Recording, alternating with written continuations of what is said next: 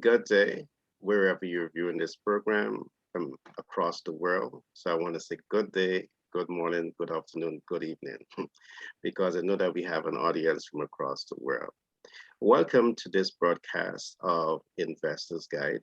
This program is designed to really bring to entrepreneurs and aspiring entrepreneurs the mindset of leaders that understand business, that understand psychology and how psychology relates to helping you to achieve more in business.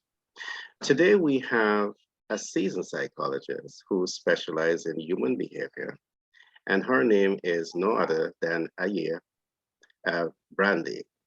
She has over 20 years of experience in her field, and it gives me so much a pleasure to be talking with Aya, Miss Brandy out of Atlanta. I have had several conversations with her, and I can tell you that she is a powerhouse. She understands her stuff, and she has a tremendous commitment to bring value to business. Welcome, Miss Brandy. Thank you for such a warm welcome. Now I have to live up to that. You're most welcome. I think that you deserve it all.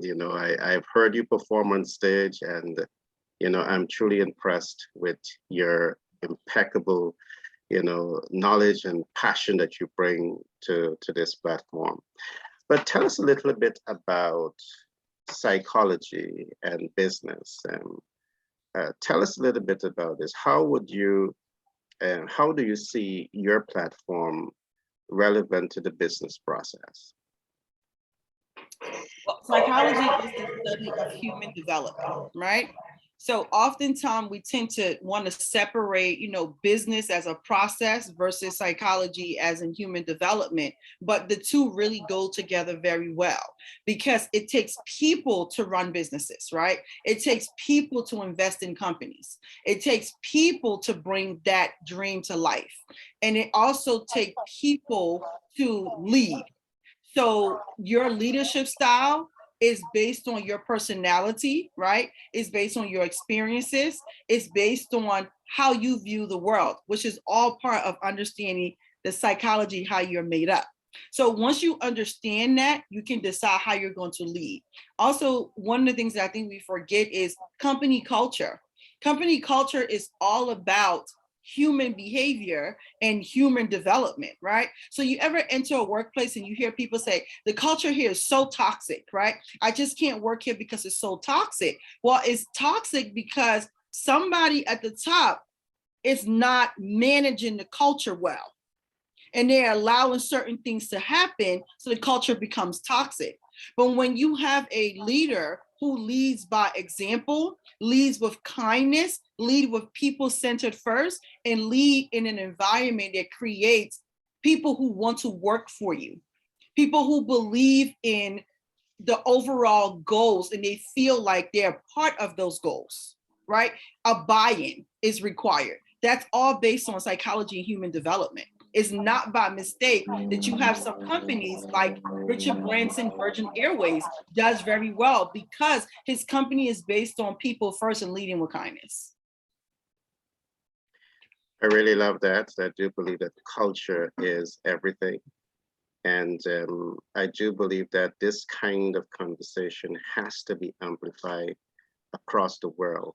I'm happy to be partnering with you so we can definitely form some synergy and bring some more visibility to how culture in a modern day should be looked at. I think that we should definitely build out culture to impact the workforce, to impact your target market where you expect to get cash flow from, and to impact, the public, and by extension, set the stage to, really grow a unique brand where you have that kind of sustainability built into the corporate culture. So I really love what you said, and love it, love it, love it. I want to follow up by asking, um, who are some of the world leaders who inspire you in the current field that you're in? You, to me, is not just a psychologist. You are a passion-filled uh, individual who is not just practicing psychology because it's a profession, but you want to affect change in the workforce, you want to affect change in people's lives. And who are some of those people that inspire you? Hmm. This is a difficult question because I can't really say it's any one particular person more than a catalyst of behaviors. So, people who work on stuff like climate change are people who inspire me, right? There was, I'm going to probably say her name wrong, Malala Yousaf, the courage to stand up in the face of adversity, knowing what you're going to face, right? Those are people who give me the strength to say, we need to do things differently and things need to change, right? Speaking up for yourself, you have like Desmond Tutu, who just passed. He had this infectious laugh, and this is somebody who lived in apartheid for so many years and wasn't able to vote, right? You have people like, Deepak Chopra. I recently bought his book, Seven Laws of Success, a spiritual success, right? Where he talks about, these are laws of life and, how you can utilize these laws to be able to, implement in your life. It's easy to say like the Dale Carnegies and, the Les Browns of the world, but it's leaders who lead their companies, like I said, by example. If you ever go on glassdoor.com, you will often read reviews, right? And they review the CEO. And the one thing that most CEO or people who are in leadership positions who often get positive reviews is the relationship that they create with the people who work for them. And so I look at leaders that look to form a partnership, a relationship, a collaboration with whoever they're working with, whether that is, somebody who is running a company and wants to work with low income women, right? Or someone who is running a company and wants to plant gardens, you know what I mean, in different areas, right? Or teach nutrition classes so kids don't have to be, you know what I mean, so unhealthy. I look at Stacey Abrams. That's actually somebody that I really truly admire. She is running for governor of Georgia again. She lost last time by a small margin. Some people will say, well, why are you doing it again? Didn't you learn? But she's so resilient and she believes in what she believes in. And she believes that she could do different for Georgia. So she's going to come back and put her hat in the ring again.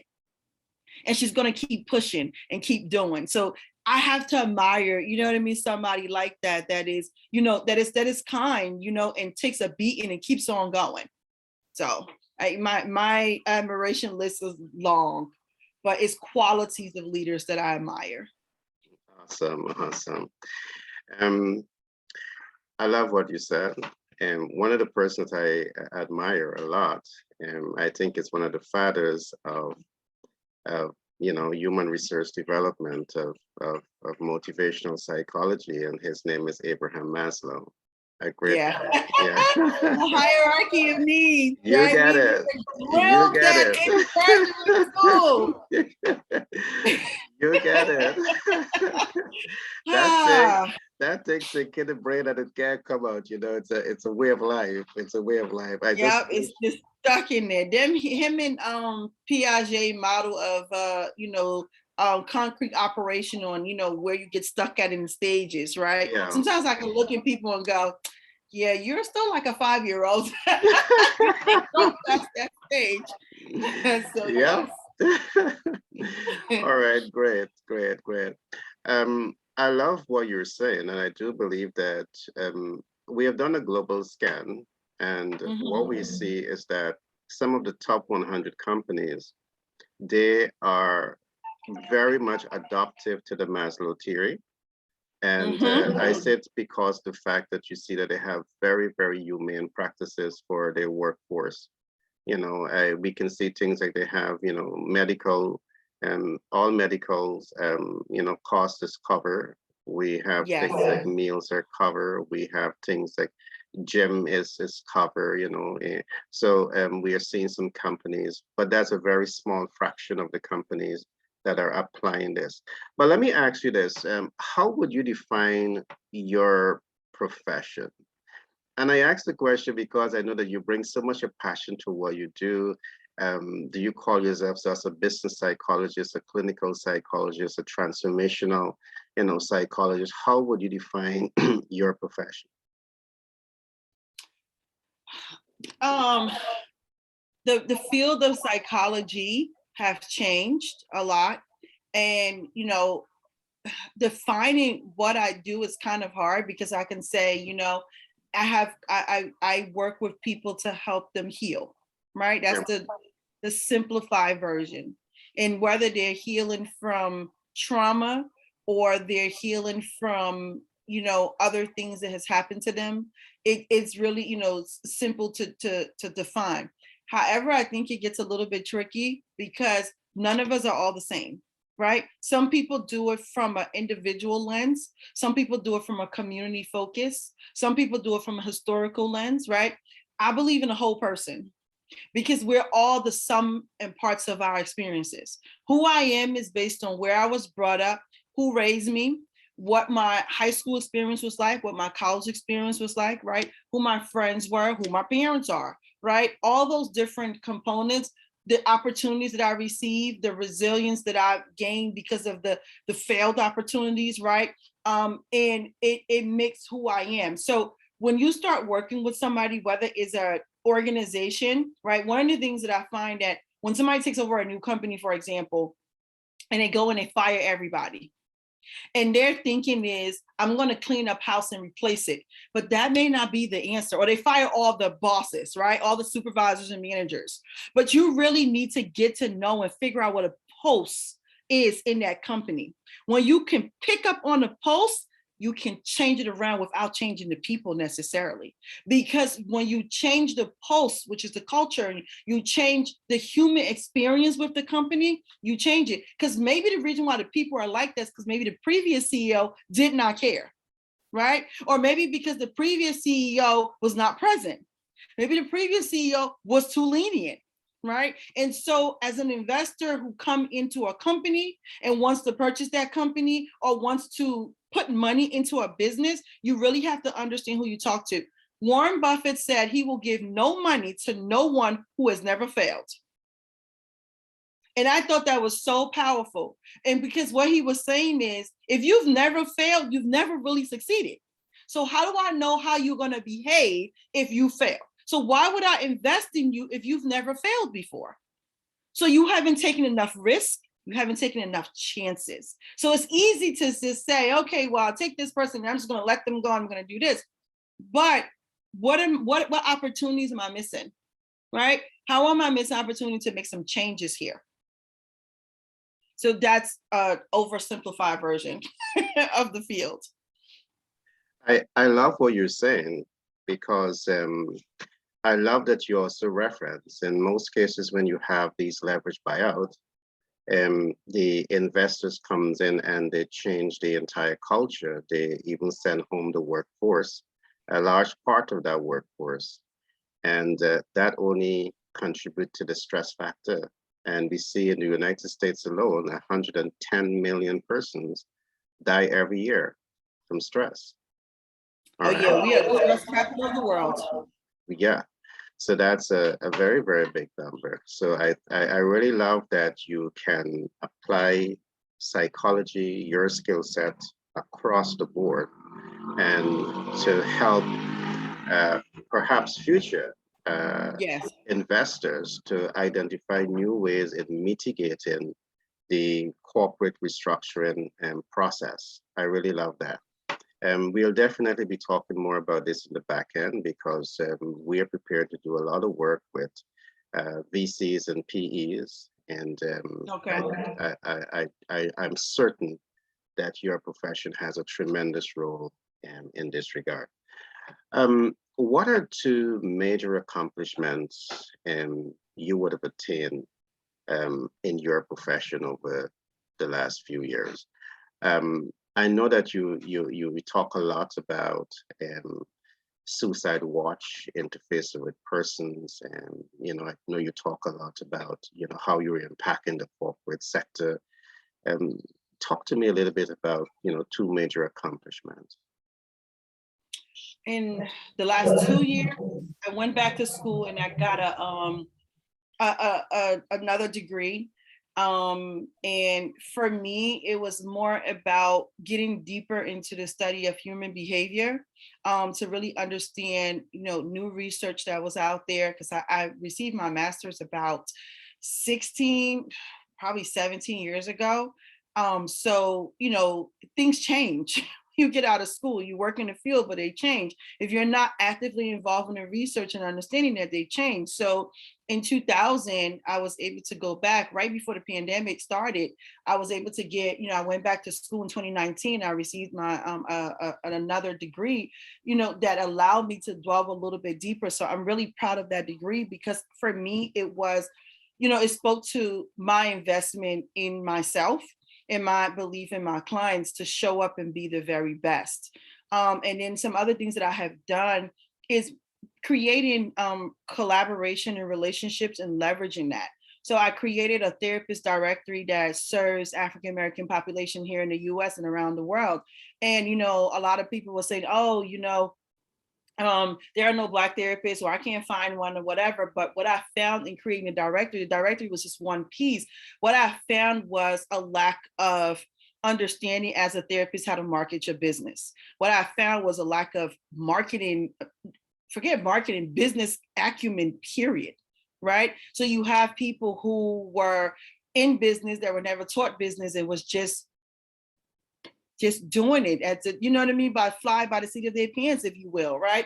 And so they didn't understand why they weren't showing up, in search results. And then you have bigger companies, and I'm not going to name any of them, but it's quite a few who have celebrity backends who are utilizing, psychologists and, psychotherapists and clinical social workers and all these people's services, and are barely paying them. We graduate from school and most of us have at least 50,000 in loan. Working for 25, 30, 40, $50 an hour is not going to get that loan paid. It's not even going to make you a decent amount of living, but you can work for yourself and make 150 an hour and work less and increase other things. So it's leveraging the relationships for people to learn how to run a business, create passive income, right? And be able to be of service in a higher role. So that's what I'm really, really grateful for. I was able to build a community in less than a year. I was able to build a community of over 1,700 therapists that are able to, learn from my example, that I, create webinars and I offer services and paid products. That wasn't my intention. My intention was just to connect and collaborate with people that look like me. But that soon turned into, I have a unique skill set, and they need that unique skill set to stay relevant, to stay above water. Let's put it that way, because a lot of them are closing their doors. The more you talk is the more I'm intrigued. Every time I'm on a platform with you, I'm definitely intrigued. I love that one, you went back to do your study, you do that deep dive, so you refine your thought process there. As you spoke there, I am directly reflecting on a very unique thesis that we have developed. And perhaps it's a little ambitious thesis, but we're talking about blanket workplace self-actualization, or at least partial self-actualization, where the corporate culture is of such that even the cleaner feels that there's some hope in the organization, because the culture is to create that environment where they could have upward mobility. And talking about cleaner, Bob Proctor, who is one of the world's world-class public speaker, was a cleaner. He was a cleaner. And what he was able to do after being exposed to the right environment, he was able to take that experience as a cleaner and package it into a world-class business, where he learned the process of, he learned business, he was able to monetize that process. And today he is among one of the world's greatest influencers and one of the wealthiest people in the world.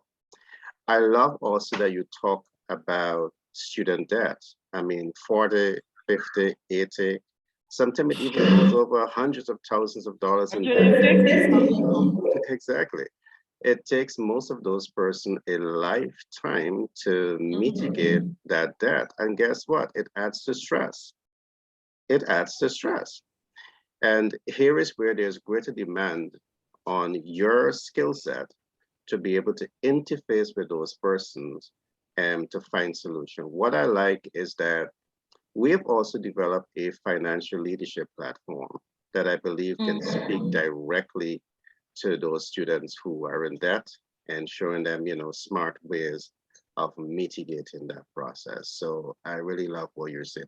And I will definitely, I know we have started some conversation here, but one of our greatest vision is how can we introduce this blanket workplace self-actualization or partial self-actualization thesis within the workforce.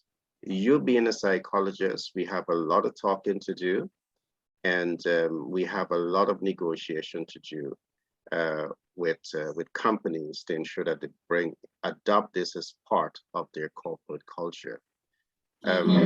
So we have a lot of talking to do. What would you say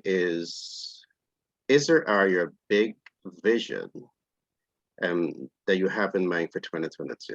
2022 is upon us. We are the 11th date in the first month. I want to say happy new year, all the best of 2022. What are those big ticket vision that you have for yourself? I'm a planner. So as a planner, I like to break things down into small chunks because that's how I get them done. I see some people, I've done it too, I'm guilty of it at one point. They have a list and it's 20 things on it. You're not getting through those lists. That's not gonna happen. It's not possible. The brain doesn't even care. It doesn't even want no part of that, right? So it shuts down on you and then you're frustrated. 3 to 4 things is good enough. 3 to 4. So if you break down the year into 4 quarters, normally by quarter 1, we're launching something or, ready for something. And so that's how I look at it. Each quarter has something new going on. So for me, quarter 1, I'm doing a monetize my expertise challenge. Think about all the things that people know how to do. We often only think about what we know how to do with these degrees. Degrees don't mean anything. There's a young lady out there, her name is Ashley Massengale. She said she made 20 million last year and she made so many millions. She broke Stripe, which is the payment processor record for the most sales for the most amount of sales in one day. Wow, selling awesome. One course. She sold one course on how to do courses. She doesn't have any degrees, as she said, no fancy degrees. I don't know why people think these degrees are fancy because they're not fancy, they were hard work. But she doesn't have a degree. Her audience is the average person. But she speaks to them by telling them a story, right? And so when I look at my goals and my big dreams, one of them is to get a membership site going. I would love to have several thousand people in my membership site. And my membership site is dedicated to people who want to create passive income in their lives, however way they want to create it. And so they will get dripped out content every month and every week that tells them how to do a different passive income, different tech tools, marketing, branding, all of that, positioning, pricing, packaging, all of their geniuses. That's my year-end goal. So break it down into smaller chunks. First quarter, January to March, I'm launching the challenge at the end of this month.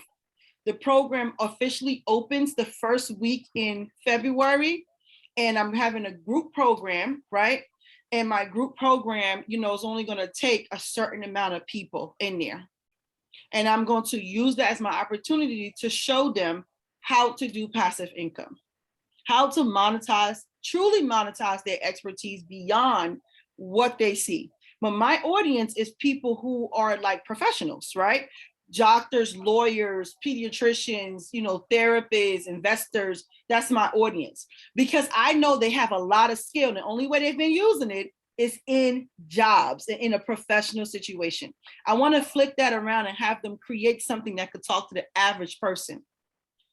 Because what if I never meet you before, but you can leverage and package your knowledge in a way that I can take advantage of it? So that's how I kind of look at it. So that's my quarter 1. right? Then quarter two is taking those people through the next step of building a business, which is building a community. And then, using that to further dive people into my, my membership site. In addition to that, is collaborating, speaking on podcasts, creating opportunities for other people as well. I do want to host a retreat, but with COVID, we don't really know. I want to host a business retreat where people come, they get to relax, they get to learn, and they get to be relaxed. So I break it down into quarters because this way it's helpful, because if something didn't work in maybe quarter two, I could probably tweak it and do it in quarter three versus this big old goal that I have. And I'm looking at it like, how am I going to get it done? That's how people fail, because they don't plan accordingly. So that's just give you some ideas.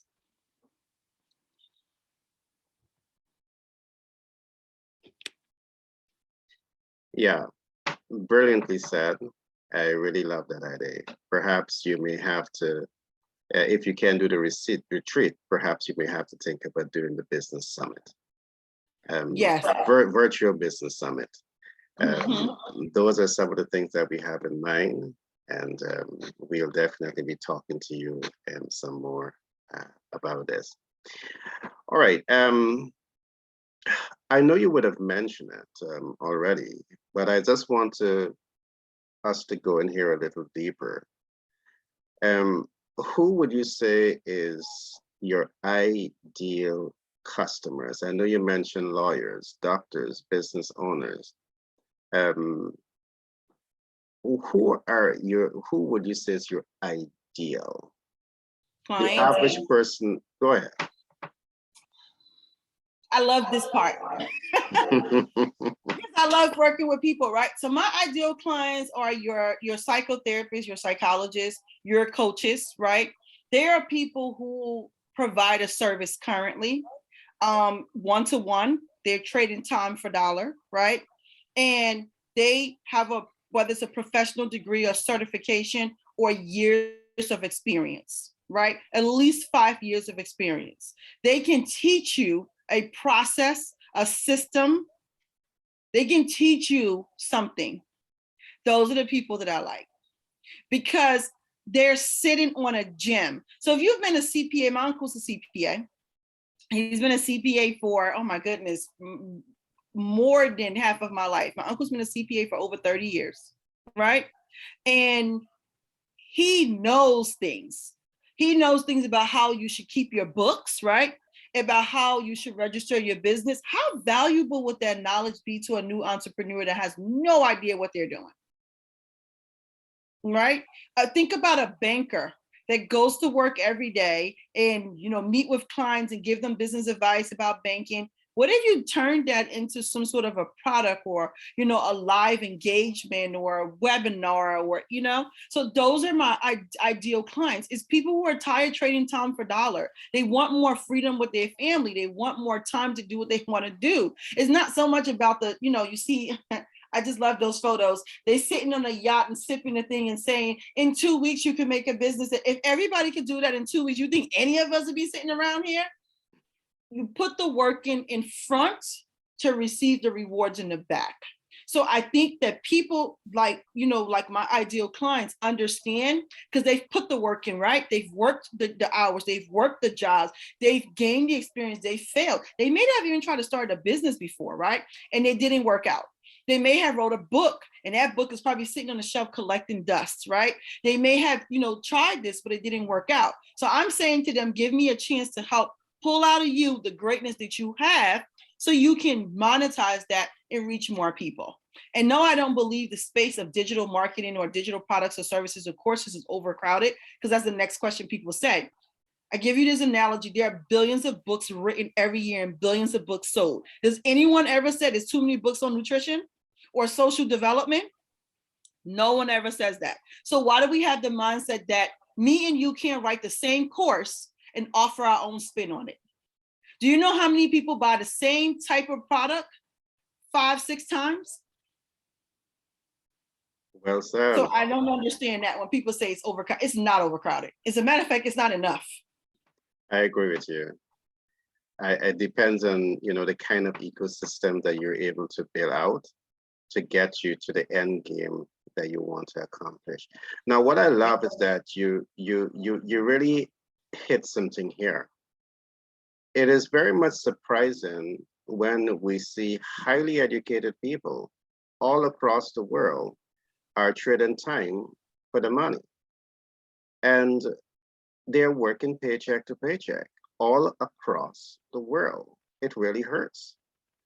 And I really love that you speak to this issue. And these are some of your ideal customers. We're seeing that people can be highly educated. They could even be bankers. We're seeing this, bankers, business owners, lecturers, who would have reached the peak of their organizational success, but upon retirement, they don't have a whole lot to show. We are interfacing with lecturers who are authors, but they just was never able to build out the kind of community, the kind of value, chain that help them to get the kind of visibility that they need to leapfrog in their, in their level of success. So I really love that you're speaking to this issue. And I can really tell you that there's a lot of work ahead of us here. The next question I want to ask you, what are some of the challenges, other challenges that you see your target market is faced with, and how do you plan to provide mitigation in those regards? Some of the challenges is their job. Your 9 to 5 is standing in the way of your dreams, right? Because you have to work in order to eat, but the time management piece is just as important. So if you have to be to work at 9 o'clock and you wake up just enough time to take a shower and get ready and get on the road, and most of us are working from home now, right? What are you doing with the extra time? How are you utilizing the extra hours you have in a day? I'm not a fan of telling people to work and not sleep. I think that's terrible advice, because without sleep, the brain cannot be creative, right? So you need to manage your time. I'm a big fan of time blocking. So for my ideal clients, their 9 to 5 takes up a lot of their time. For my ideal clients, their time management is sucks, and their mindset, they don't believe that they can have this thing. They don't believe that they can achieve this thing. Do you know why, and not to take anything from Les Brown, but you know why people like Les Brown, people who are uneducated, make it? Because they have no other choice and they're hungry. Those of us with degrees think we have a meal ticket. That degree is not a meal ticket. You still have to work for it. So that's the problem. It's the time management, the 9 to 5, and the mentality. Let your job be the first investor into your business. Carve out extra time. My son this morning, he missed his school bus and he came into my room. He said, "Mom, I think I messed up. I forgot to set my alarm clock." This is a kid that gets up like clockwork. He's up and ready to move. He gets up in enough time because he wants to make breakfast. He makes breakfast every single morning. He does not miss his breakfast because that's what he's learned. He needs to optimize his brain. So he's a scheduled kid. So when he woke up and said that, I knew that, you know what I mean, something had fallen out. I said, "No problem. I'll take you to school." Perfect opportunity to get a chance to chat with my teenager who doesn't talk to me anymore, right? Because now he doesn't want to be bothered. But I utilized that time when I woke up that I would normally have not been up at 6 o'clock in the morning. I utilized that time to record some courses and upload them so that I don't have to do it on the back end.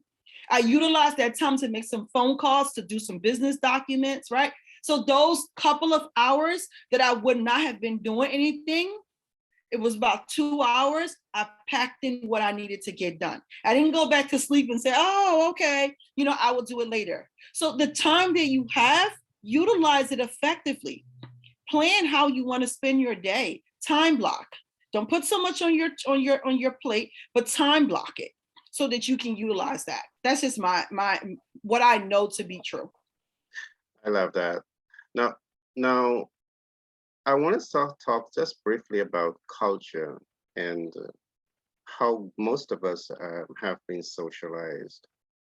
And most of us were socialized to go to school, get a good education, get a good job. Perhaps those who might be clever figure it out before 49 years, because most of us spend about 49 years in the workforce before we reach that age of retirement. But you tend to recognize that even with a good education, you don't understand money and how money works. Is it part of, is it a cultural problem, the way we were schooled, and sometimes the way we, continue to school the next generation? Do you see that as being a big, big challenge across culture? I do. I think that we teach our children poor people habits. Get in debt to get a degree that's not going to make you any money. A friend of mine said that his daughter was getting a degree in early childhood at a school that is over $30,000 a year. That's a terrible idea. Go to a state school, because early childhood, I hope to offend no one, it pays no money. Not in the degree in working in the school system, right? Most early childhood professionals work in a school. They work with little kids. They don't make that much money. Teachers are not paid that highly. Unless you can come up with a product, write a book, or offer a service. There's a guy on Facebook. He's called his brand is Kindergarten Smorgasbord or something like that. And he just talks to parents and kindergarten teachers and other people. And so he sells services. He's a kindergarten teacher by day. So he's definitely making more money, but he's doing what he loves and making more money. So I think that as a culture, especially as Black people, people of color, whatever you want to call yourself, we sell our children the wrong dreams. I told my son, I said, you don't have to go to college, but you do have to figure out a skill that's going to make you money. And I mean that. I would support him if he said he didn't want to go to college. If he could figure out a skill, right? So in high school, he learned marketing, he learned entrepreneurship, he's learning how to do web design. So if he said, you know what, Mom, I'm going to take this and I'm going to work this skill, I'm going to say, let's go for it. Because I don't want my kid to get into debt to get a degree that serves him no purpose. A bachelor's in psychology, which I have, was a ridiculous degree. It was about me understanding myself, but it didn't make me any money, and no one told me that. So yes, it's definitely a cultural problem. I really love what you're saying there.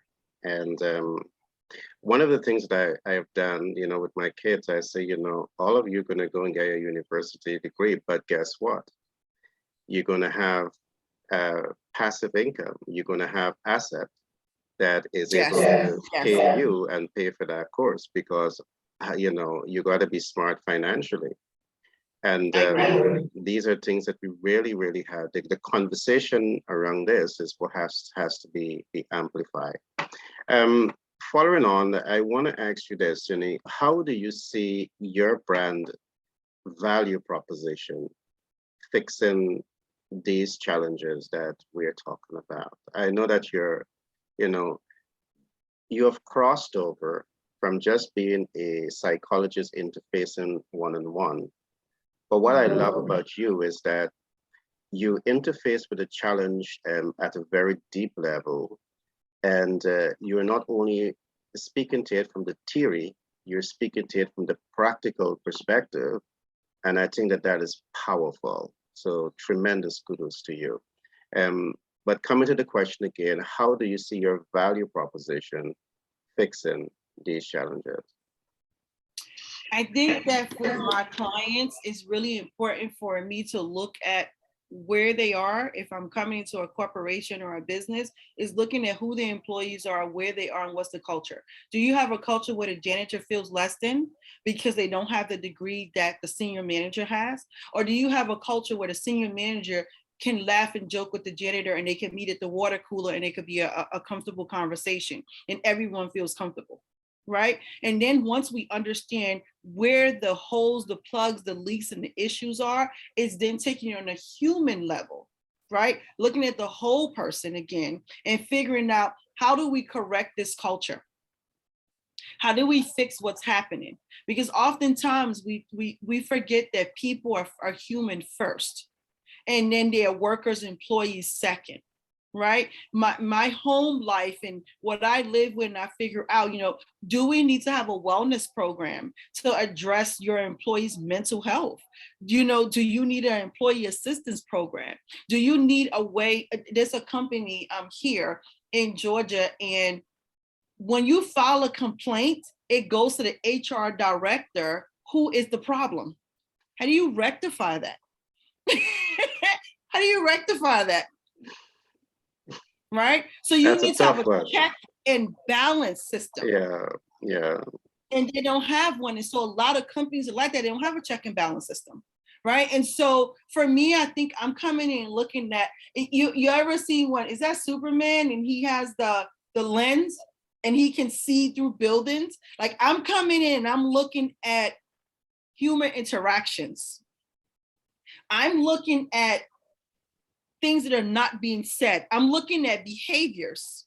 I'm looking at, the way people keep their offices, how they negotiate, common spaces. That tells you a lot. Do people eat their lunch in the cafeteria or they run out the door? Do people casually still hang around for maybe a few minutes after work? Or are they so bummed out their bags are packed 15 minutes before? Right? Are there more breaks being taken that let you know about the psychology of the workplace? So for me, it's using my expertise, my experience in human behavior, and my knowledge of businesses to fix and plug those holes so that an investor doesn't waste their money on a company that may not be producing. So that's my take. I love that. I love that. As you speak, I'm seeing that your brand is so relevant to business leaders across the board because, as a private equity investor, as a venture capitalist, you don't want to invest in a company that have, all of these, corporate social ills, let's call it that. And the role of the psychologist to ensure that they are able to build out that strong ecosystem, the corporate culture that makes even the lowest level of employee feels a part of the community, a part of the family. I feel passionate about this because I'm fully aware of human potential. People are not defined by the past. People are not defined from where they are right now because, as a God-fearing person, I believe that people has the potential to achieve greatness once they're given the right exposure and the right opportunity. And I'm all about building out an ecosystem that really honor humanity. All right, honor the humanity. So I come alive when I'm speaking with persons like yourself who are definitely on the same page. And I think that that's unique. The next question I was going to ask you is what is so unique about your business? And I do believe that listening to you, I don't have to ask. So the last question I want to ask you is, how do you want to be remembered as an entrepreneur? And I ask this question and I'm thinking deep because I do believe that what you were saying, it's relevant across not just America, but the world. All right. And in my eyesight and mindsight, I'm putting you up on the pedestal where your brand is being elevated and you're having visibility across the world. But that's my view of you, right? What is your, how do you want to be remembered as an entrepreneur? As an entrepreneur, I want to be remembered for the way I make people feel. Awesome. One thing that I learned, if you want to manifest something, you want to bring something into your life, you have to get into the feeling of it. If I want to connect and build relations with you, I want to get into the feeling of it. I'll give you a quote. When I was a teacher, I taught for 12 years. I taught middle school, the hardest grade, because those kids are rough and they are very honest. And I remember this quote, and the quote goes, "Children don't care about how much you know until they know you care." And that changed my whole trajectory. And adults are the same way. So I want to be remembered as an entrepreneur, as a leader who made you feel not so much good, but cared. Because I think sometimes we get too hung up on the feeling good and we don't hold people accountable. But I want to connect with people on that human level, that human potential level, that I cared, right? That I care about your feelings and what you can possibly do. And sometimes that may be taking a hard stance and holding you accountable and responsible for your actions and what you said you were going to be doing, but knowing that I care. So that's what I want to remember, that as a leader who cared, as a leader who showed up for people and really got into what makes them tick. They say when you're feeling down, right? And I say they say, because that's what the psychologists say, is do something that makes you feel good. If you are doing a business or a job and you don't love all of it, stop and do the things that you do love.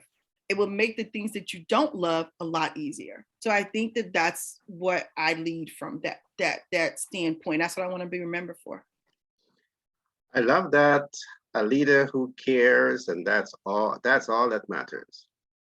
I do believe that the world needs love, care, compassion, and I really love how you put it. So I really, really love. If leaders can really demonstrate that we care, I definitely believe that this world will be a much better place.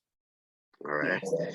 So I've asked my last question, but I must ask you, is there anything that I didn't ask that you want to share in your closing remarks?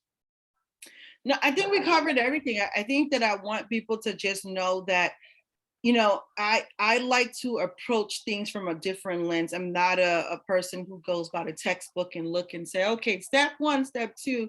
I take you as what you show up, and I want you to be your authentic self, because you shouldn't show up as your representative or the facade. Because if you show up as who you are, then we can start this relationship from day one. But if you come and you send your representative ahead, eventually your representative is going to get tired and real you is going to show up. So now we've wasted months, weeks, and even years in building a relationship, a connection, a collaboration, when you could just show up authentically. So for me, that's a very important part. And I just want people to remember, I want to be able to provide a service that does not look like anything else is on the market, because it's me. I'm bringing me. When you work with me, when you buy, you're getting me. You're not buying the thing. You're getting me, the personality, the person behind it, the passions. You're getting that person. So that's what I wanted people to know. Love that, Sayir Brandy. There you had it public, Sayir Brandy. I told you from the beginning that she's a powerhouse, and you were now able to judge for yourself. Now, moving forward, this is not the beginning and the end of these interviews. I will be working very, very closely with Miss Brandy, because she is tremendously talented. And in the event that you need to be in contact with her, feel free to inbox me. I'll put up some data with her, so you can also connect with her and benefit from the wealth of knowledge that she has. All right. Ms. Brandy, I must say it has been such a joy talking with you today on the Same investors. here. Yeah, pleasure on the Investors Guide. And remember, this program is designed for business owners, but it's also designed for the average individual who wants to achieve more financially and more in life. And there's no better person than Ms. Brandy to start to take you on that journey, to fix the mindset, because she's a trained psychologist, to get the mindset right. And then we give you the tools to empower you to achieve the highest level of success in business and in life. Great talking to you. Same here. Thank you so much for your help. We'll be talking soon. Same here. Have a great day. You too. Bye-bye. Bye.